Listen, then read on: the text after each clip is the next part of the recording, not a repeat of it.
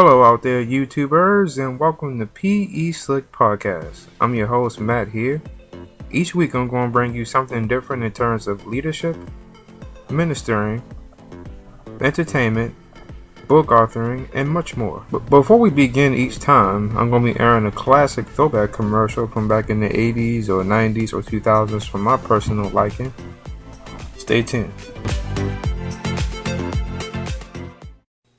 If you have a toothache and take aspirin or Tylenol, it has to go through all this to get rid of the pain, and that could take up to 30 minutes. Or use maximum strength Oragel and start relieving the pain immediately. Oragel, available in maximum strength gel and liquid. And we're back.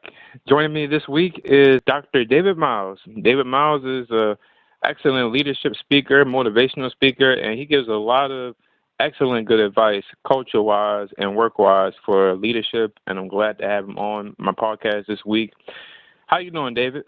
Great, Matt. Thanks for having me. No problem. I appreciate you taking the time out to join me. A few weeks ago, I saw you talking about leadership, and it really grabbed my attention, and I'm glad that we was able to link up and do this today. Yeah, I'm really glad for the invite, and also that we were able to get our schedules together to be able to make this happen. Absolutely. So to get things started, where are you from? Originally, I'm from the Hampton Roads, Virginia area, Southeast Virginia, the 757. So Virginia Beach, Norfolk, Chesapeake, that whole area down there is where I'm originally from. Okay. And what is your definition of leadership? That's certainly a loaded question, but but a lot of it plays into context. But I really, at its core, I like looking at it in a very similar way to.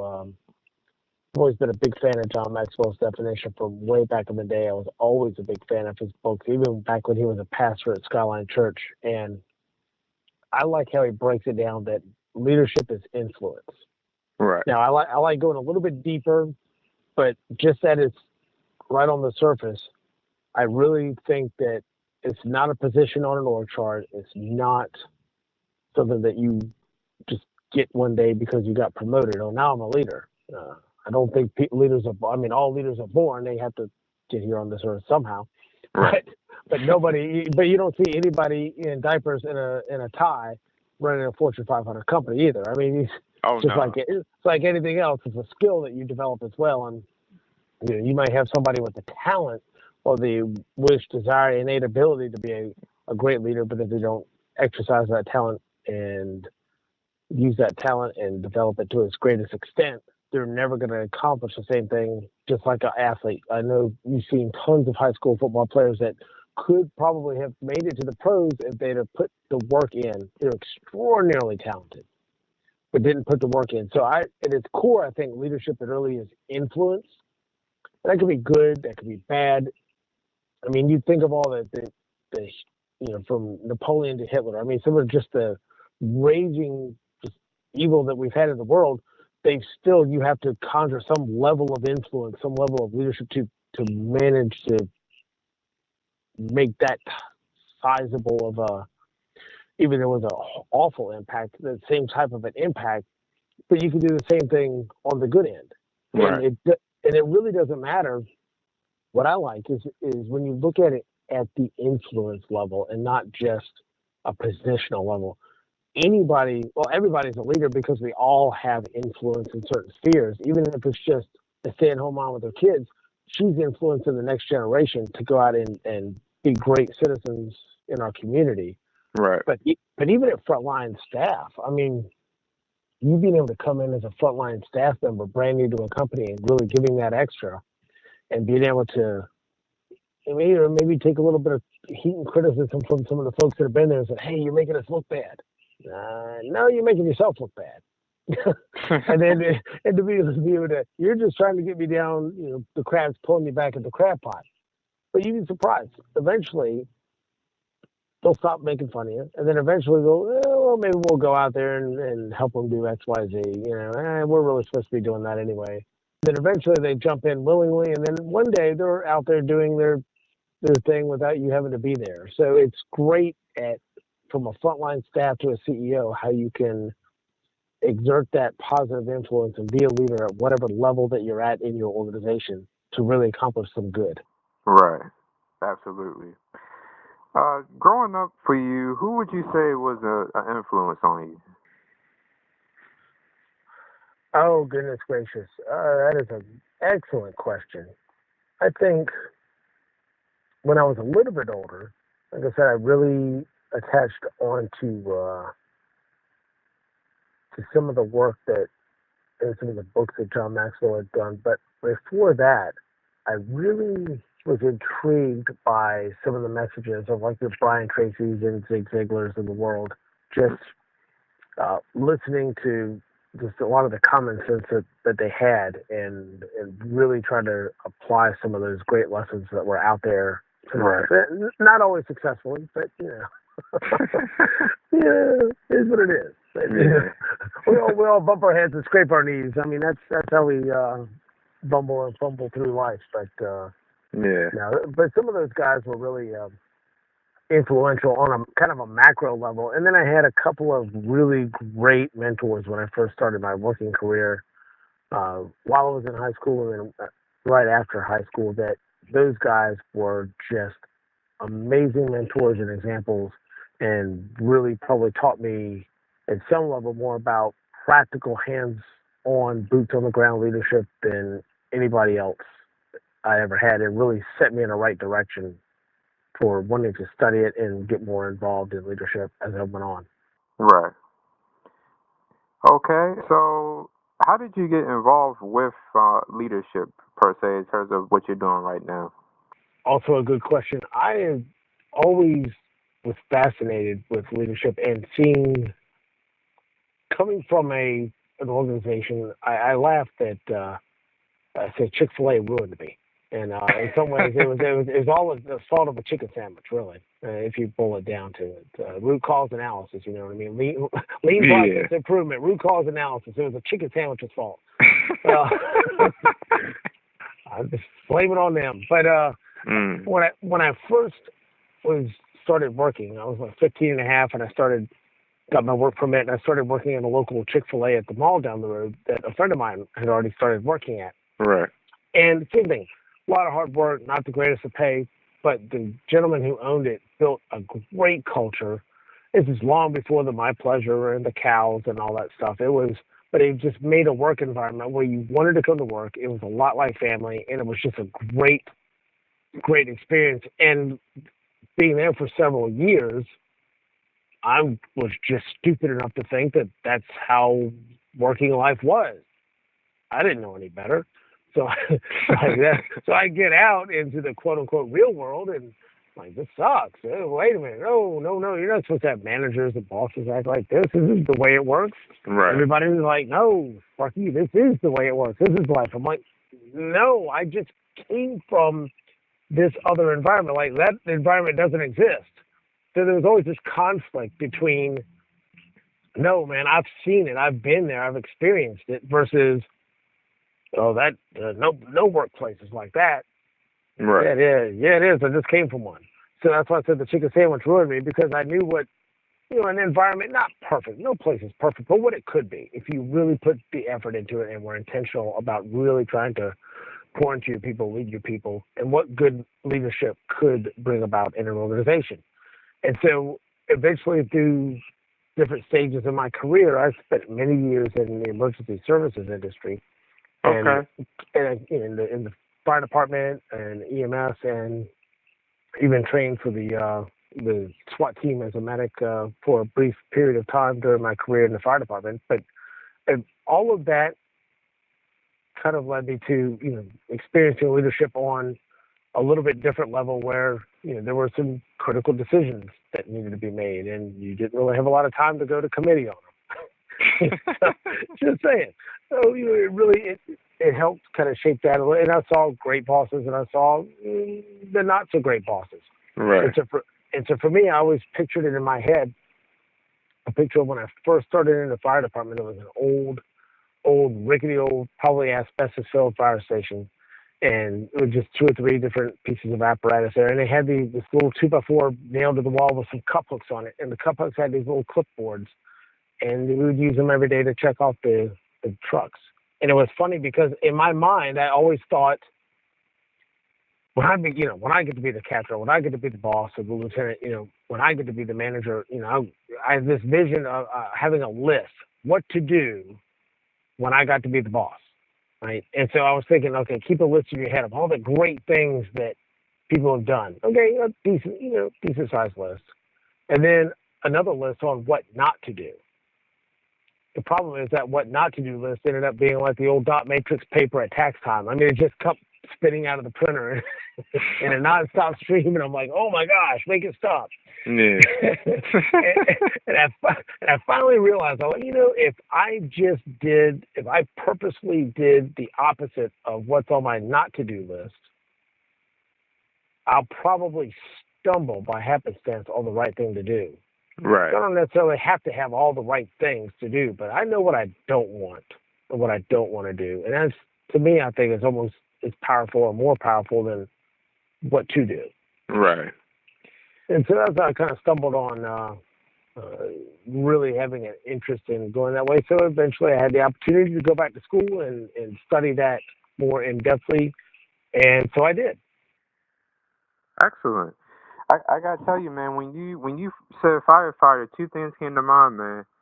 Chicago Med and ER. I was gonna say, were you on one of them shows? No, fortunately I wasn't. It's one of those things. There's a couple of things that were kind of ingrained in me. To bring up one, which is very difficult, and have had to break out of that in the position that I'm at now. Typically, when you saw a camera coming, you were trained to run the other direction. Right. That's for the public information officer. That's for the PIO. You don't want to be caught on camera. Run. Okay. so now having to kind of promote myself and my business and what I do and the clients is like, well, I have to be in front of the camera a whole lot more. So kind of get over it and, kind of grow and develop in that way. We all have to learn and develop in certain ways. But no, the other one was running, other than running from a camera, was when those types of shows first started coming out, they were so hokey and so medically inaccurate. You'd have medics at the station or firefighters at the station watching them, and they're like, that's not real. That's not how we do it. I'm weak. I'll admit it. Couldn't do it. I'd be yelling at the screen like, that's not the way it's supposed to go. And I'm like, my weakness is I cannot see through that, the inaccuracies, to get to the pure entertainment value of who's, whatever, the relationship, social part of the entertainment value. Let's just leave it at that. It's a G-rated show. Gotcha.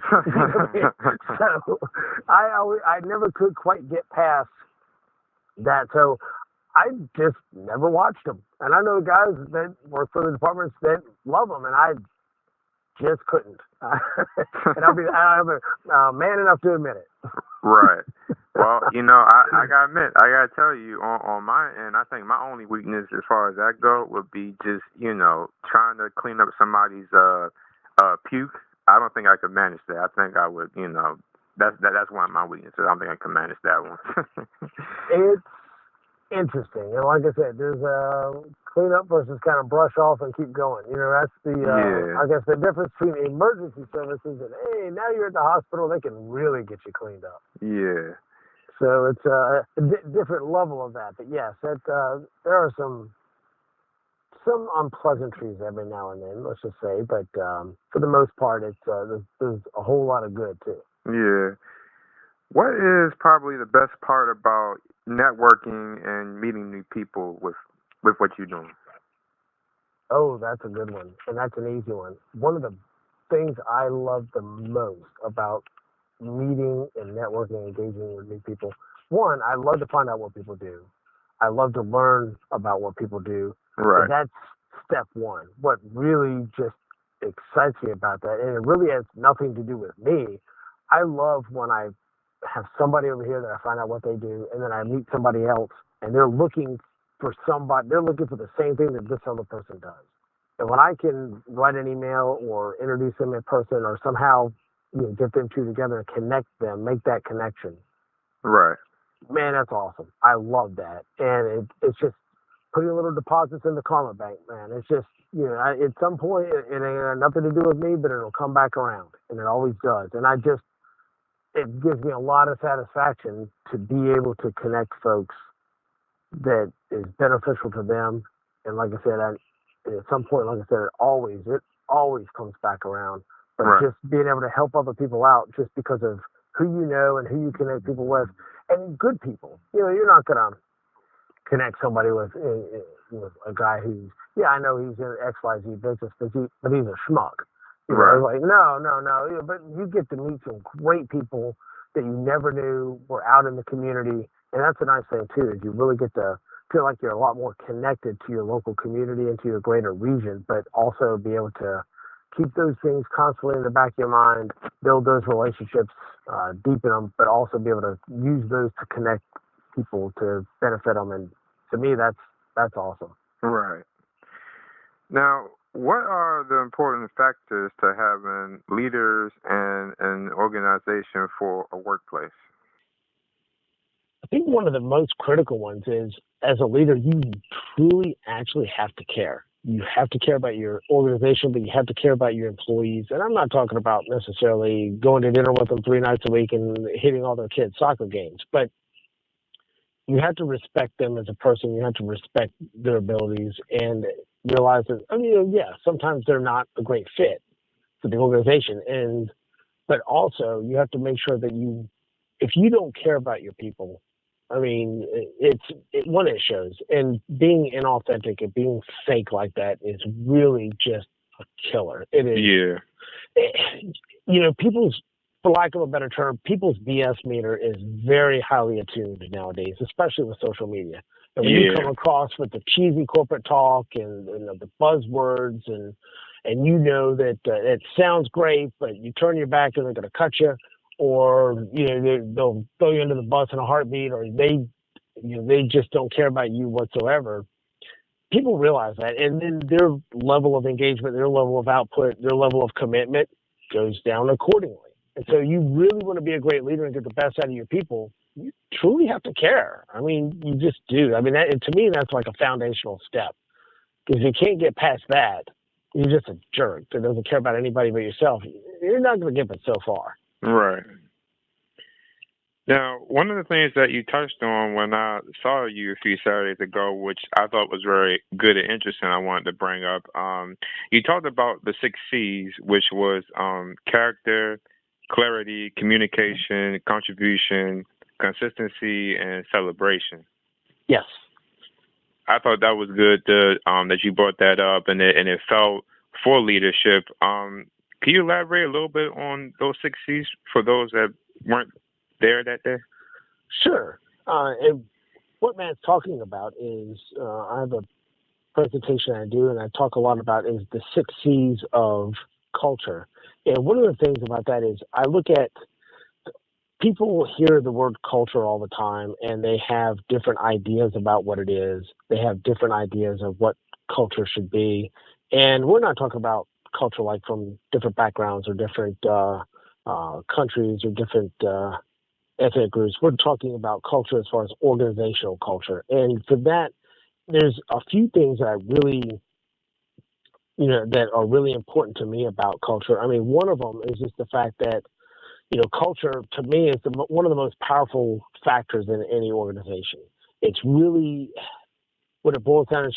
It's the visual values of the people. The company will put, values on the wall, and you have the mission, vision, values, and all that. Great.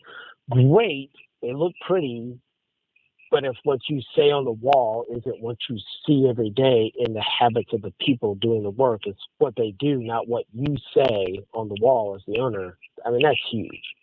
Right. It's depending on the industry and depending on what you're doing. Culture could be a common language. If you're working the plumbing and electrical field versus you're working in the fire department versus, say, a healthcare field versus an accounting field, every industry has its own kind of nomenclature, its own jargon. And even that's part of the culture, because an outsider will come in and not necessarily know everything that you're talking about on a day-to-day basis. And as a leader, unfortunately, it's really what you allow and what you tolerate in your business. It doesn't matter what you say on the wall. It doesn't matter what the policies are. If you tolerate poor behavior, if you tolerate bad attendance, if you tolerate toxic behavior because, well, they're our best salesperson, it's going to destroy your culture. So, yeah, as far as the 6 C's that you were talking about, the character, clarity, communication, contribution, consistency, and celebration. Right. Because the character is really kind of it's not what I say, but what I am. It's, like I said, being inauthentic is an absolute killer, and people can see right through it. So you really have to just be it. You have to be that person that you say you are all the time. Because when you're not watching, that's the stuff people get on video that gets people in trouble. Right. Just being honest. Absolutely. And, the clarity end of it, I mean, I love the analogy of being a tour guide as a leader versus a travel agent. Right. In my mind, when people say, well, what's the difference between management and leadership? Trust me, a million different ways to kind of skin that cat and phrase it. One's a skill set, one's an action, one's a verb. But honestly, I look at it, the easiest way to picture it in my mind is a tour guide versus a travel agent. Travel agent will prepare all your trip tickets, kind of sit behind the desk, point to where to go, what to do. But the tour guide is like, come on, let me show you. Let me go with you. Let me help you with that. Right. And you're kind of there, even if you're not there doing the work with them, you're kind of there in the trenches with them. And it's a big deal. Right. So that's a huge one. And so I love that idea of a leader being a tour guide with their people and not just a travel agent behind the desk barking out orders. The communication part was just constantly talking about the culture.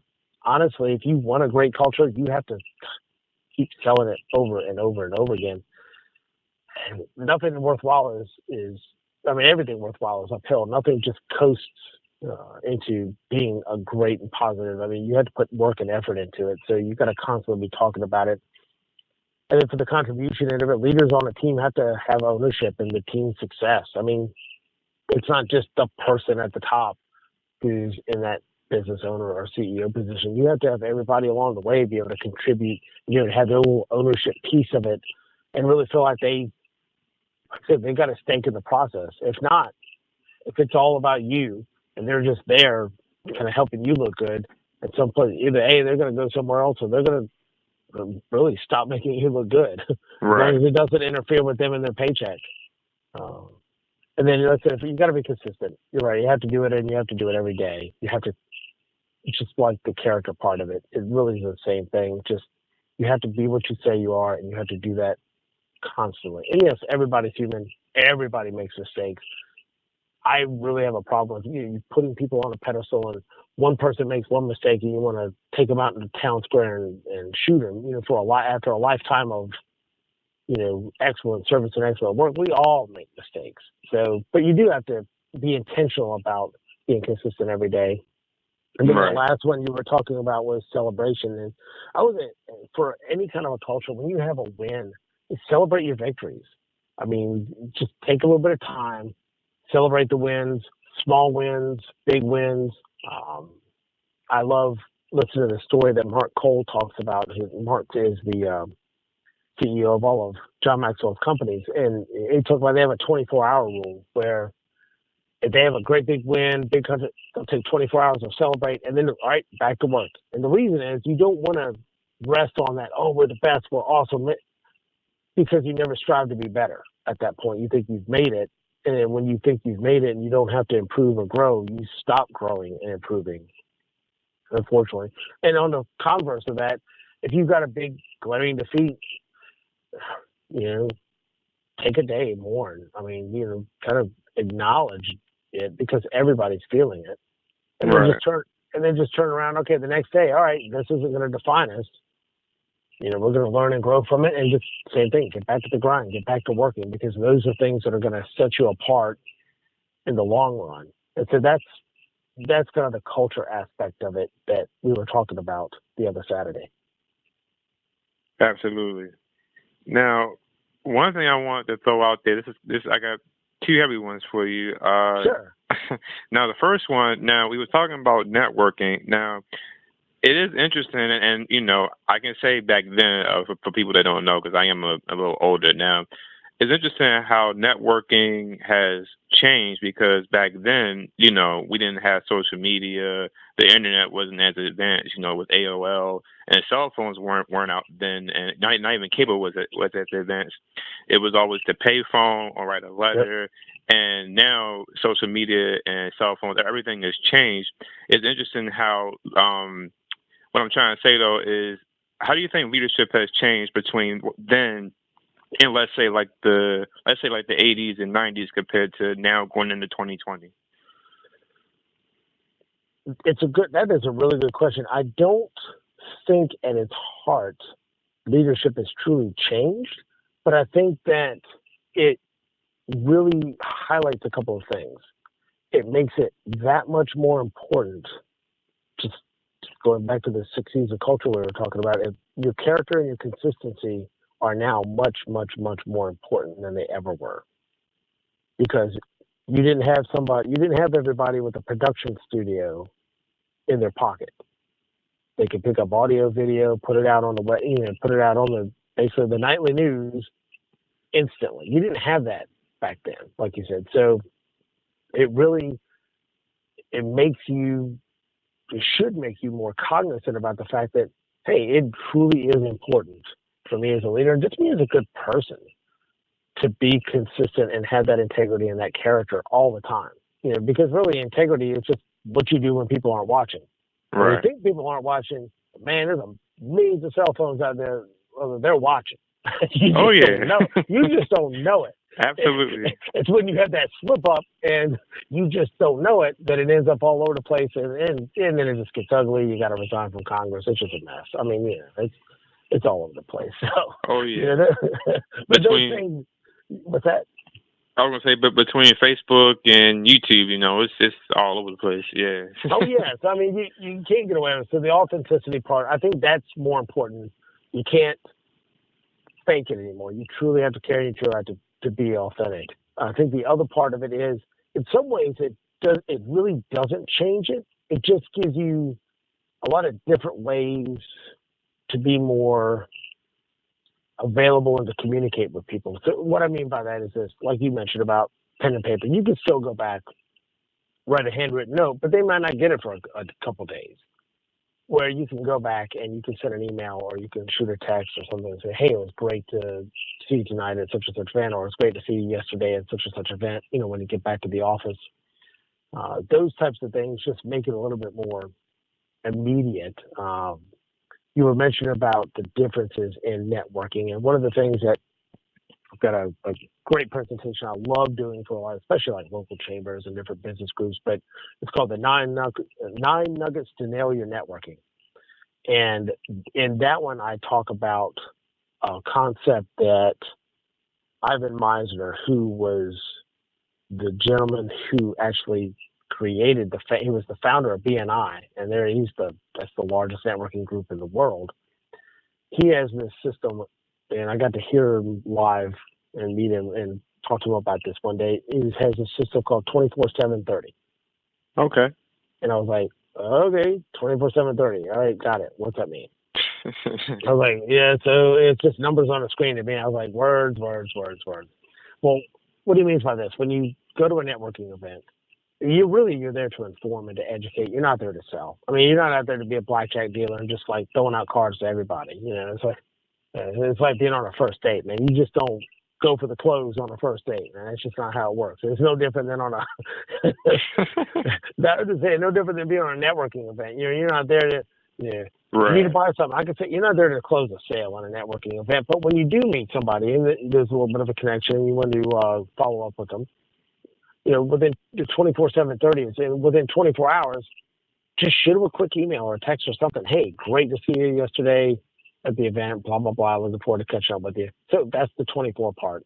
The 7 part is somewhere within 7 days, preferably on LinkedIn, but it could be Facebook, depending on your industry. Right. Reach out and connect with them on social media.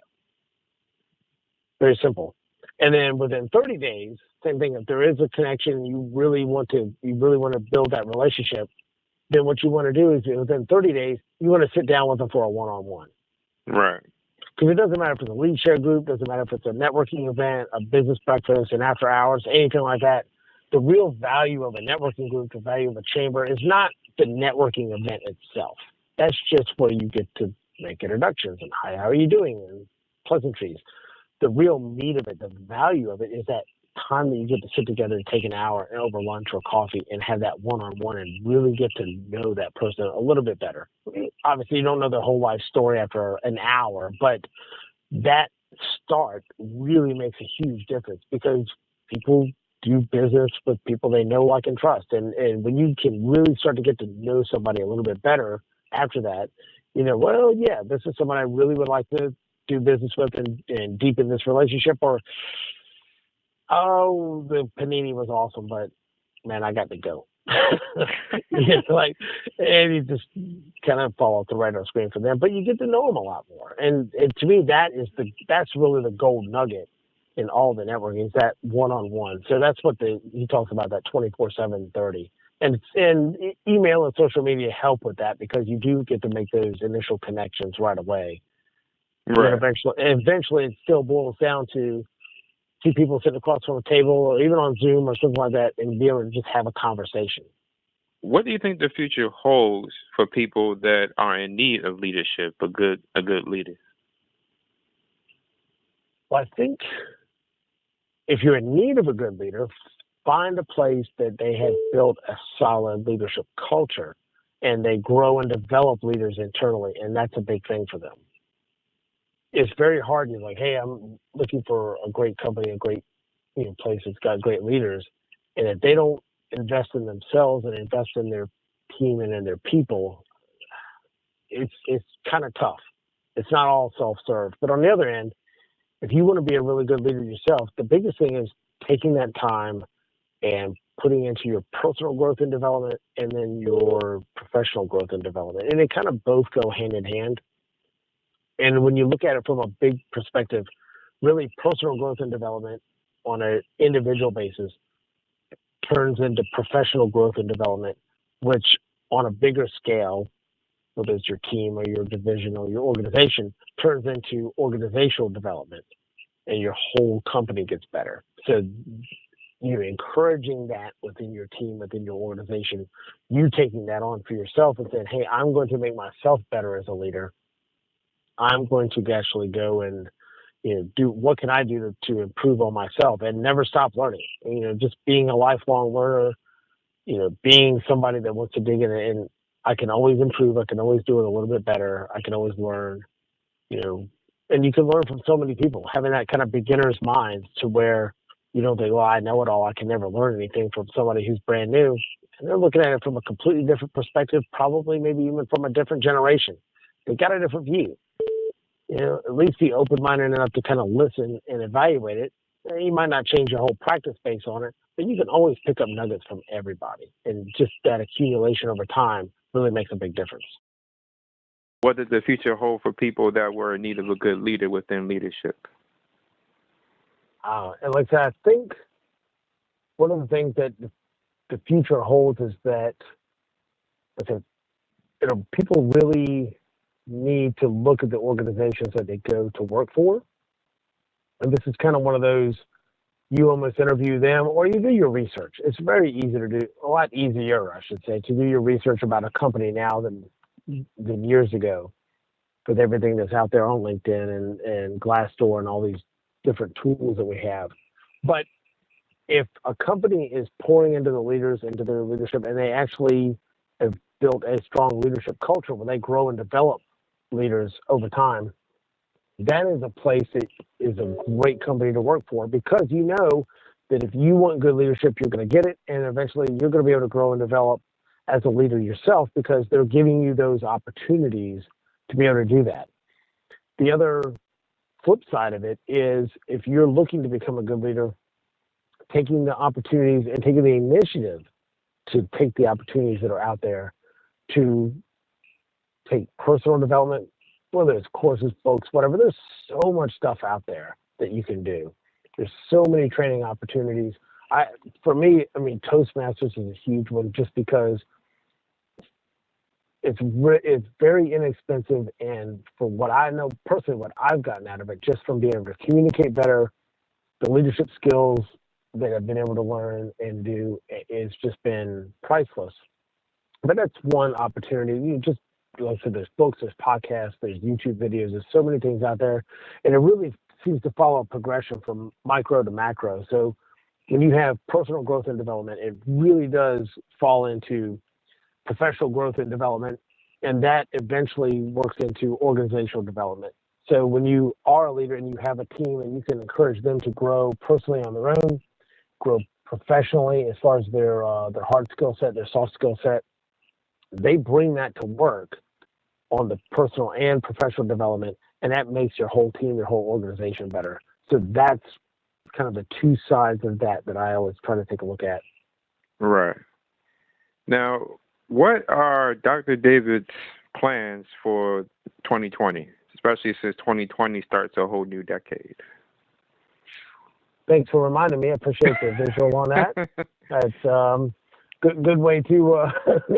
That's kind of like, hey, you're getting old. Wow, thanks. All right, cool. Awesome. But you're right. It's but those major things in time really do make you kind of sit back and think, wow, what did I do the last 10 years and what am I going to do the next 10 years?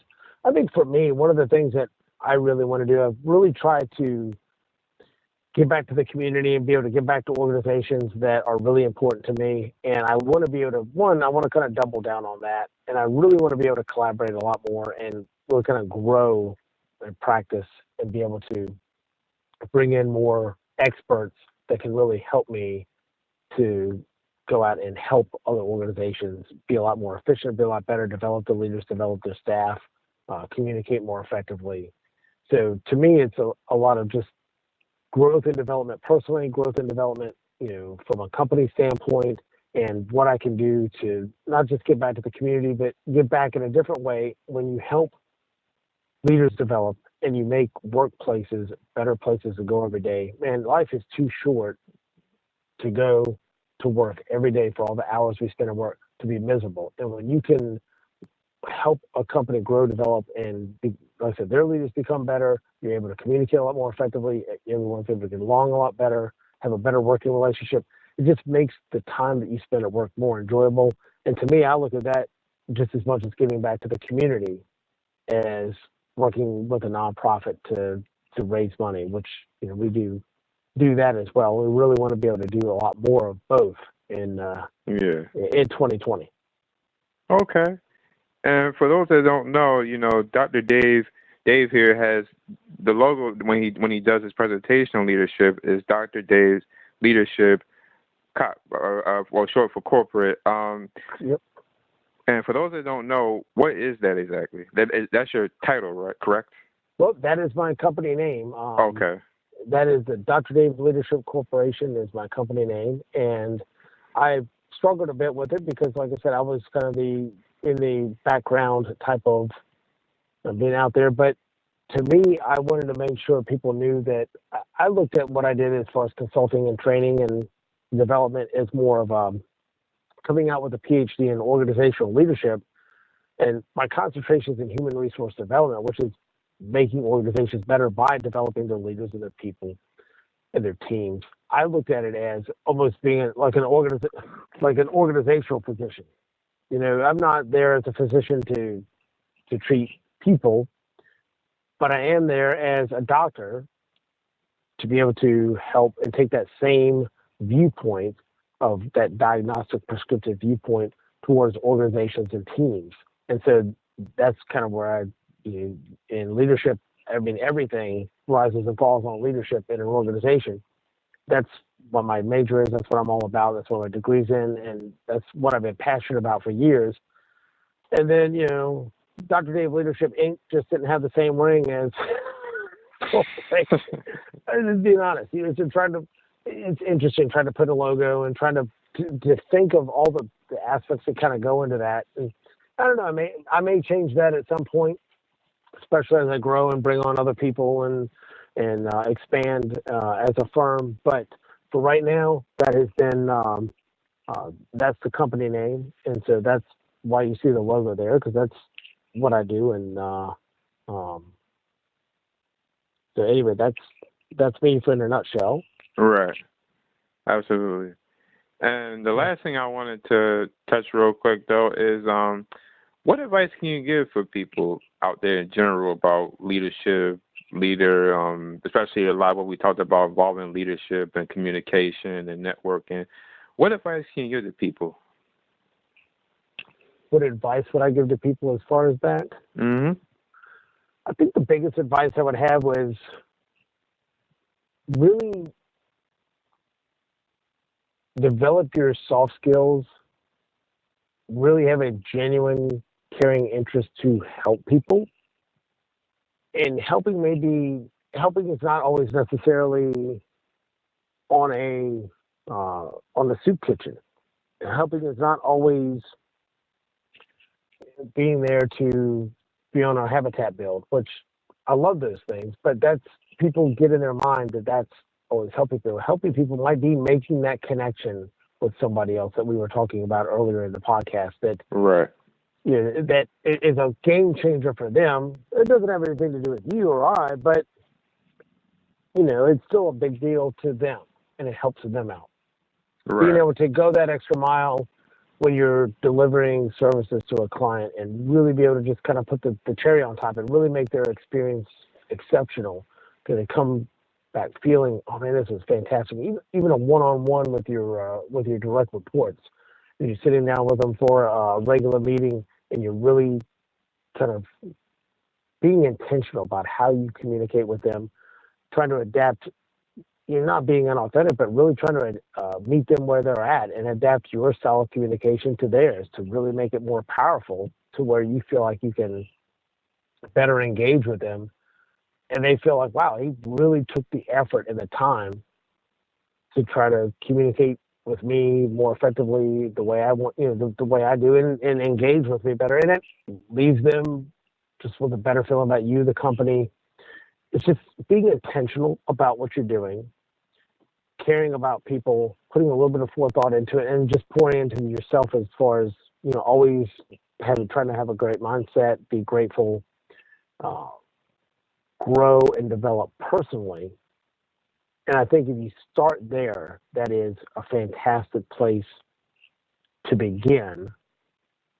Not always the place you want to end, but it's definitely a great place to begin. And I think if you follow that track, you'll end up being successful in the long run because you'll be doing it the right way, not just trying to get a certain position in an organization to see about what all is in it just for you.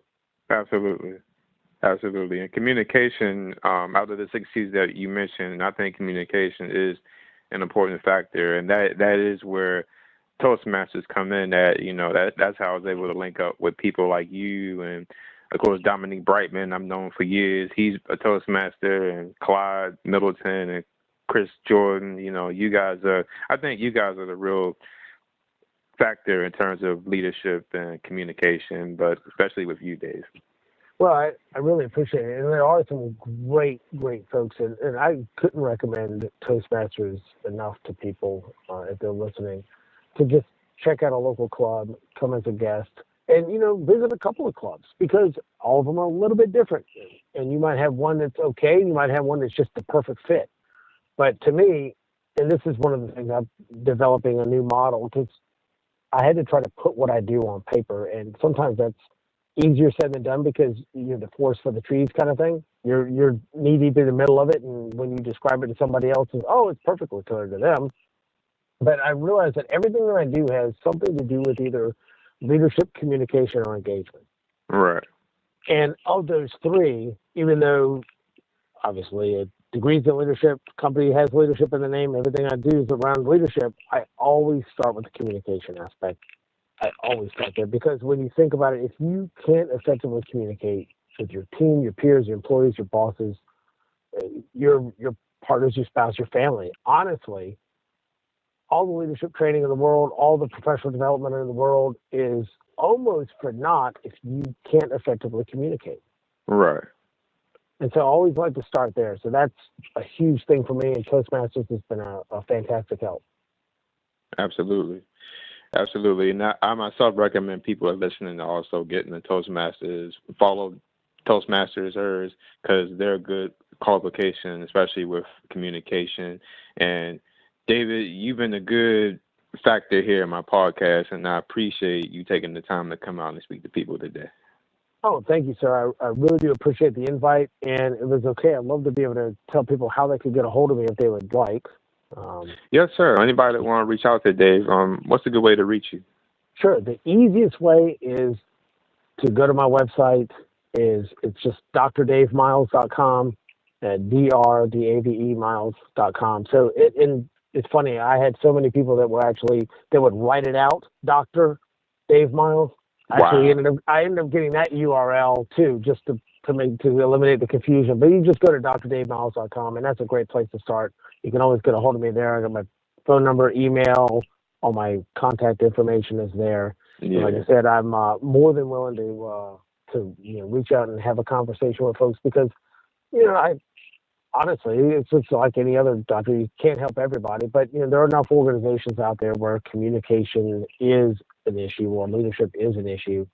I just enjoy having the conversation with folks to say, hey, where can I reach out and help? And if I can't, you know what? I know enough people that I can at least point you in the right direction to get you some good, solid assistance and help your organization and your team grow and develop. Absolutely. And I hope that down the line, I hope we can have you come back as a guest to talk a little bit more about leadership and communication. Sure, that would be great. I would love to. Okay. Well, hey, folks, thank you for taking the time to listen to this. And once again, Dave, thank you for taking the time to come out. And we will definitely link up again. And I got to say it real quick, I hope maybe one day you'll take the time to write a book. I think you'll be a good book author. Well, I appreciate that. I actually have one that I was about 3/4 of the way through. And let's just say life gets in the way sometimes. And I definitely need to, I'll take that as encouragement to get back to the keyboard and finish cranking that out on how to engage your teams. That was what we were talking about on that particular one. And I've got a couple in mind, but that's the one that I really would love to be able to finish and get out there. So, because it's so important in organizations today. Absolutely. Well, you got to support it right here, man. And if you were to get to that point where you release your book, I will definitely be one of the first people in line to check it out and tell people about it. Absolutely. Well, that sounds great, Matt. Well, I really do appreciate the invite. It was definitely an honor and a privilege to be on the podcast. I'm looking forward to talking to you again soon. Thank you. And thank you, fans, for listening. Till next time. Good night. When you really want to clean, really disinfect, really deodorize. So clean. Get Broad Spectrum Pine Sol Liquid because you really care about clean.